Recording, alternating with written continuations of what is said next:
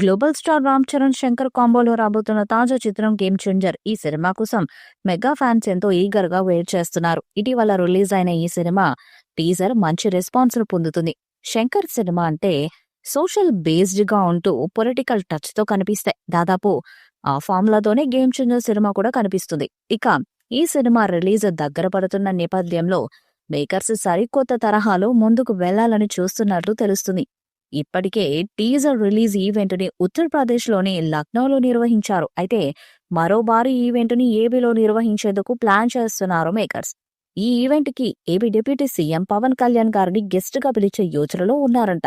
ఇక ఈ చిత్రం నుండి సూపర్ అప్డేట్ ఇచ్చాడు తమన్. ఈ చిత్రంలో ఉన్న మెలోడీ పాటను త్వరలోనే విడుదల చేస్తామని తెలిపాడు. ట్విట్టర్లో అప్డేట్ ఇచ్చిన తమన్ ఈ నెల చివరి వారంలో 3వ పాటను విడుదల చేయడానికి సన్నాహాలు జరుగుతున్నాయని తెలిపారు. ఈ పాట చరణ్ మరియు కియారా అద్వానీ మీద ఉంటుందంట.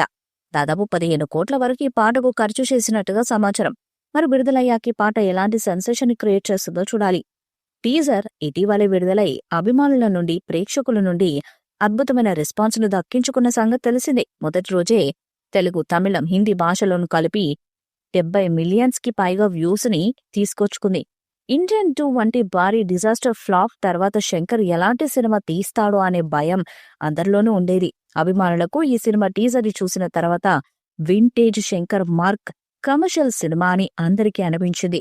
పాటలు కూడా శంకర్ రేంజ్ లోనే ఉన్నాయి. శంకర్ అభిరుచికి తగ్గట్టుగానే తమన్ అద్భుతమైన సంగీతాన్ని అందించారు. ఇదంతా పక్కన పెడితే యూట్యూబ్ లో ఎన్నో రికార్డ్స్ కి కేర్ ఆఫ్ అడ్జోస్ గా నిలిచిన గేమ్ చేంజర్ టీజర్ ఖాతాలో మరో రికార్డ్ వచ్చి చేరేది. అదేంటంటే విడుదలైన రోజు నుండి దాదాపుగా 123 గంటలు అంటే 5 రోజులు నాన్ స్టాప్ గా యూట్యూబ్ లో నెంబర్ 1 స్థానంలో ట్రెండ్ అయిన టీజర్ గా గేమ్ చేంజర్ సరికొత్త రికార్డును నెలకొల్పింది.